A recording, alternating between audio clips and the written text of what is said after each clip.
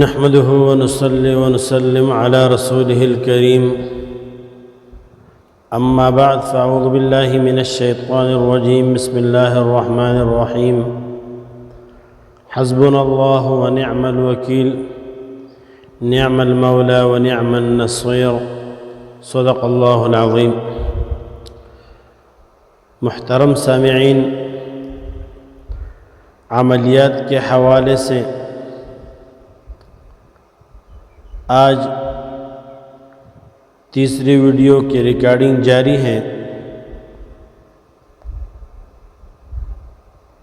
ہم نے وعدہ کیا تھا کہ عملیات کے حوالے سے اللہ جل جلالہ نے جو علم نصیب کیا ہے اس میں سے کوئی چیز نہیں چھپائیں گے، اور انشاءاللہ تعالی آپ کے ساتھ شیئر کریں گے. ایفاء عہد کے لیے یہ ویڈیو پیش خدمت ہے، لیکن یہ ویڈیو کرتے وقت زبان تڑاہٹ سے اور دل خوف سے پریشان ہے کہ ایسا نہ ہو کہ آدمی پورا ویڈیو نہ سنے، پورا موقف نہ سنے، اور بغیر موقف نہ سنے ہوئے فتویٰ لگا لے بدعتی ہونے کا، اور ہمیں بھی کفار اور ملحدین کے لسٹ میں شامل کریں. آج ہم جس عمل کے بارے میں بتا رہے ہیں اس عمل کو ہمارے زبان میں تیغ بندی کہتے ہیں، یا اس کو تیغ بندی بھی کہتے ہیں، لیکن جو زیادہ نام مشہور ہے وہ تیغ بندی کے نام سے مشہور ہے. یہ نوٹ فرما لیں، یہ تیغ بندی کا لفظ یہ پارسی کا لفظ ہے. تیغ فارسی میں تیر کو کہتے ہیں، اور بندی یعنی بند کرنا اس کو اسم فاعل سماعی کا صیغہ کہتے ہیں. اس حوالے سے چند گزارشات کر رہا ہوں، انشاءاللہ امید ہے آپ ضرور سنیں گے اور ساتھیوں کے ساتھ انشاءاللہ تعالی شیئر کریں گے. تیغ بندی کیا ہے؟ تیغ بندی حفاظت کا ایک تعویذ ہے جو قرآن عظیم کے ایک عظیم سورۃ مزمل کے مدد سے کیا جاتا ہے.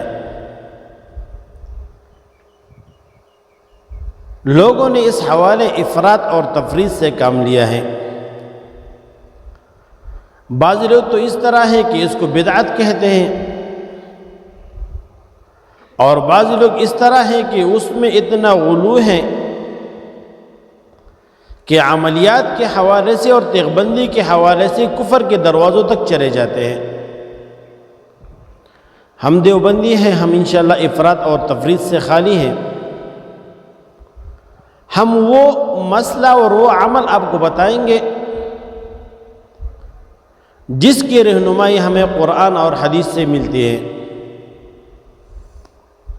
اور جہاں وہ عمل وہ ہمارے سامنے آئے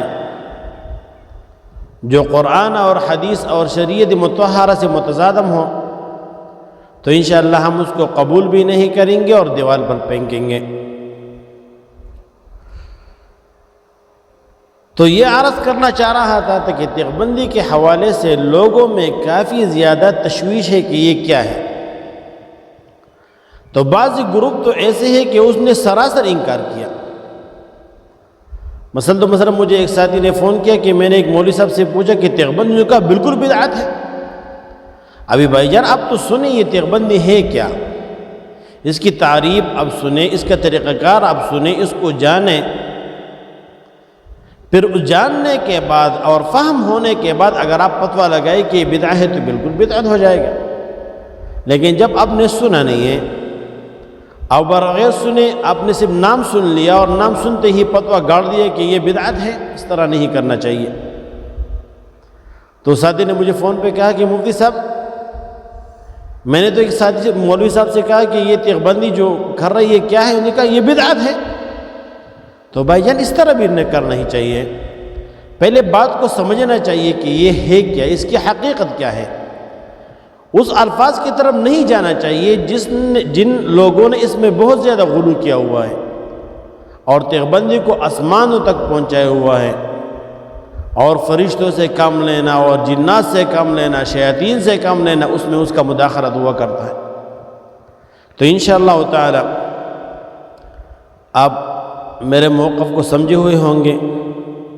تو یہ چند گزارشات سے تیغ بندی کے عمل سے پہلے جو میں نے آپ کے سامنے رکھ دیے، ایک تو یہ ہے کہ ہم اگر تھوڑا پچھلے زمانے کی طرف چلے جائیں تو ہمارے علاقوں میں بھی ہمارے جو بڑے ہوتے تھے ان کے پاس اجازے ہوا کرتے تھے، وہ اسد بندی بھی کرتے تھے۔ اسد بندی کا مطلب یہ ہے کہ پہلے زمانے میں شیر آتے تھے، تو ہم نے اپنے بڑوں سے سنا ہے کہ وہاں ایک لکیر کہتے تھے کہ اجازے کے ذریعہ، کسی عمل کے ذریعہ، تو وہ شیر اس لکیر سے آگے نہیں جا سکتا تھا۔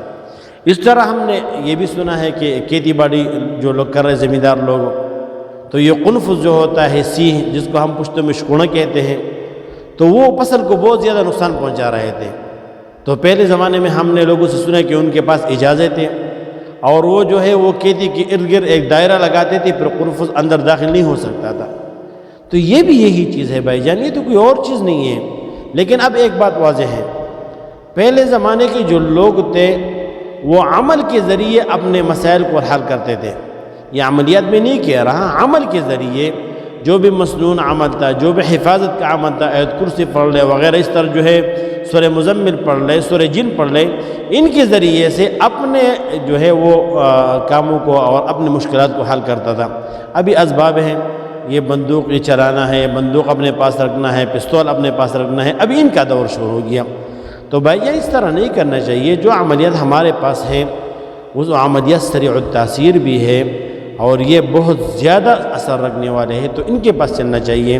تو چلو اب آگے چلتے ہیں کہ تیغ بندی کی طرف، کہ تیغ بندی ہے کیا اور یہ کس طرح ہوتا ہے، ان کے لیے شرائط کیا ہے، ان کے فوائد کیا ہے، ترکیب استعمال کیا ہے، انشاءاللہ تعالی آپ کو بتا رہے ہیں۔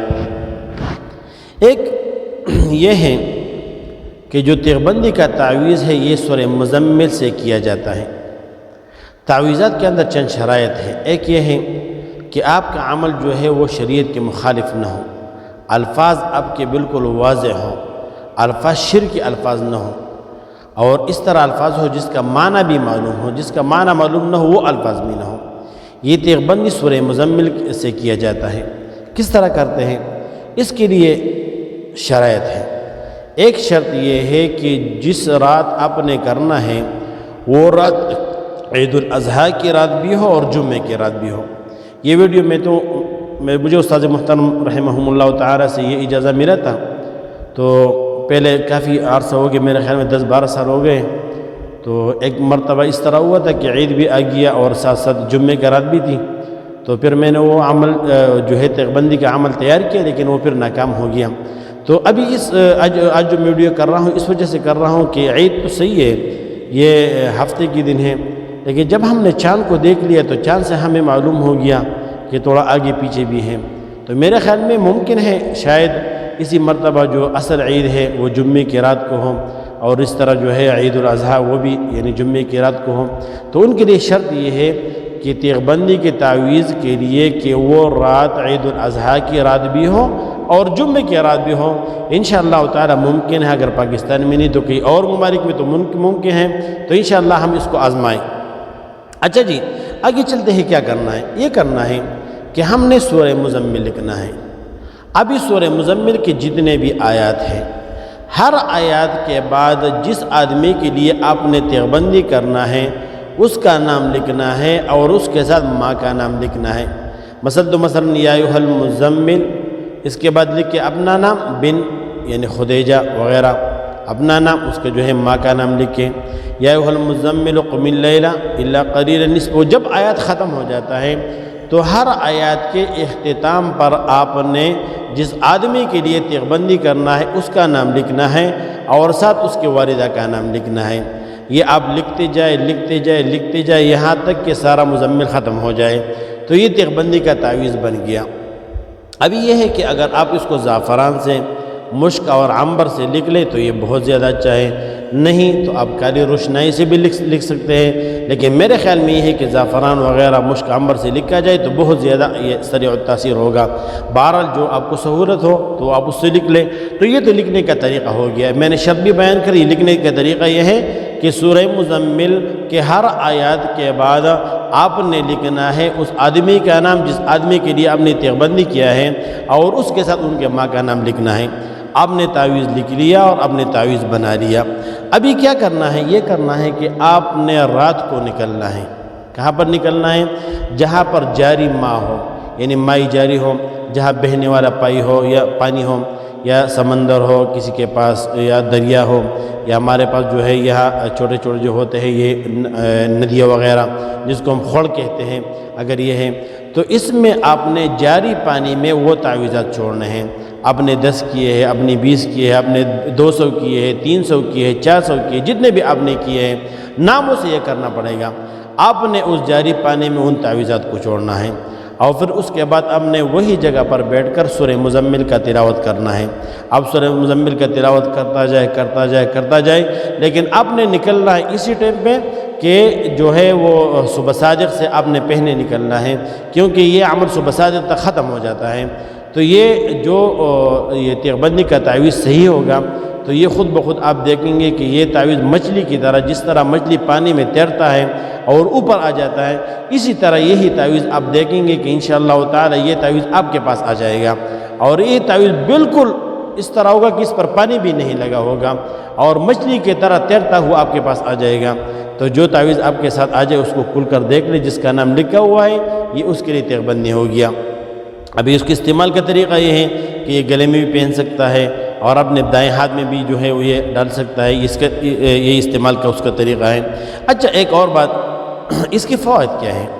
دیکھو، یہاں ہم نے جو سنا ہے کہ آپ پر بندوق اثر نہیں کرے گا، آپ پر چری اثر نہیں کرے گی، یہ بالکل غلط ہے۔ تیغ بندی کا یہ اثر بالکل نہیں ہے۔ تیغ بندی کا اثر کیا ہے؟ اس کا اثر یہ ہے کہ آپ پر نظر بد بالکل نہیں لگے گا۔ دوسرا اثر یہ ہے کہ آپ کے پاس اگر تیغ بندی کا تعویذ ہے تو آپ پر سحر اثر نہیں کرے گا۔ کوئی بھی آدمی اگر آپ کے اوپر سحر کرتا ہے تو آپ کا سحر اثر نہیں کرے گا۔ دوسرا اس میں پیدا یہ ہے کہ جو آدمی آپ پر سحر کرتا ہے یہ گندی عملیات کی وجہ سے کرتا ہے، اپنے پیسے خرچ کرتا ہے، یہی سحر اگر آپ کے پاس اس تیغ بندی کا تعویذ ہے تو یہ 11 کے دن کے اندر اسی آدمی کو واپس لوٹ جاتا ہے، پھر اسی پر اثر کرتا ہے، آپ پر بالکل اثر نہیں کرے گا۔ تو یہ سحر سے بھی حفاظت ہے، نظر بد سے بھی حفاظت ہے، شیاطین سے بھی حفاظت ہے، سرکش جو جنات ہیں ان سے بھی حفاظت ہے۔ جن کے پاس تیغ بندی کی تعویذات ہیں انشاءاللہ تعالی جن اس کے قریب بھی نہیں آ سکتے، انشاءاللہ جن اس سے دور رہیں گے۔ اسیب وغیرہ جتنی بھی گندگی، چڑیل وغیرہ، انشاءاللہ میں کوشش کروں گا اس پر بھی انشاءاللہ ویڈیو کر لوں، لیکن انشاءاللہ یہ گندگی بالکل آپ کے پاس نہیں آئیں گے۔ اس میں یہ بھی ہے کہ رزق کی تنگی انشاءاللہ تعالی دور ہو جائے گی۔ اس میں یہ بھی ہے کہ کاروبار کے لیے بہت زیادہ مجرب ہے، یہ اگر آپ کے پاس ہو تو انشاءاللہ تعالی اللہ تعالیٰ کے فضل و کرم سے آپ کا کاروبار جو ہے وہ بہت زیادہ چلے گا۔ اس میں یہ تو میں نے فوائد بیان کیا، عمل بھی میں نے آپ کو بتا دیا، طریقہ بھی میں نے آپ کو بتا دیا۔ احتیاط اس میں یہ ہے، یہ جو ہم نے واٹس ایپ کا گروپ بنایا تھا اس میں ہم نے شیئر کیا ہے کہ وہ ساتھی یہ عمل کرے جو حصار کا عامل ہو، کم سے کم سورہ آیت کرسی کا حصار اس نے کیا ہو یا سورہ مزمل کا حصار اس نے کیا ہو، کیونکہ اس میں رات کے وقت پانی کو جو ہے وہ خڑ وغیرہ جو ہم پشت میں اس کو خڑ کہتے ہیں اس کی طرف نکلنا ہے، ندی کی طرف نکلنا ہے۔ تو اس میں یہ ہے کہ آپ کا اگر حصار پختہ ہے، جو ہم نے پہلے شیئر بھی کیا ہے، انشاءاللہ تعالی ہم دوبارہ بھی شیئر کریں گے آپ کے ساتھ انشاءاللہ، تو حصار آپ کا پختہ ہو تاکہ آپ کو کوئی جنی وغیرہ یہ آپ کو نقصان نہ پہنچائے۔ لیکن انشاءاللہ اگر آپ سورہ مزمل کا تلاوت کرتے گھر سے نکلتے ہی شروع کر لیں، وہاں بیٹھ کے بھی کر لیں اور یہاں تک کہ صبح صادق طلوع ہو جائے اسی وقت تک کر لیں، اگر یہ رات بالکل ہے یعنی جمعہ کی رات ہے اور عید الاضحیٰ کی رات ہے، تو انشاءاللہ تعالیٰ اللہ تعالیٰ کے فضل و کرم سے آپ کو ضرور بھی ضرور تیغ بندی کے تعویذات واپس آئیں گے۔ جس طرح کی مچھلی پانی میں تیرتا ہوا اوپر آ جاتا ہے، انشاءاللہ اس طرح کی تعویذات آپ کو تیغ بندی کے آ جائیں گے، پھر آپ کو استعمال کر لیں۔ تو یہ ہے کہ میں نے تو ویڈیو کر لیا کافی تفصیل سے، شاید کئی باتیں میں بھول گیا ہوں، تو اگر جو باتیں بھول گیا تو آپ کمنٹ میں جو ہے اس کا پوچھ سکتے ہیں، انشاءاللہ میں جواب دوں گا۔ وما علینا الا البلاغ۔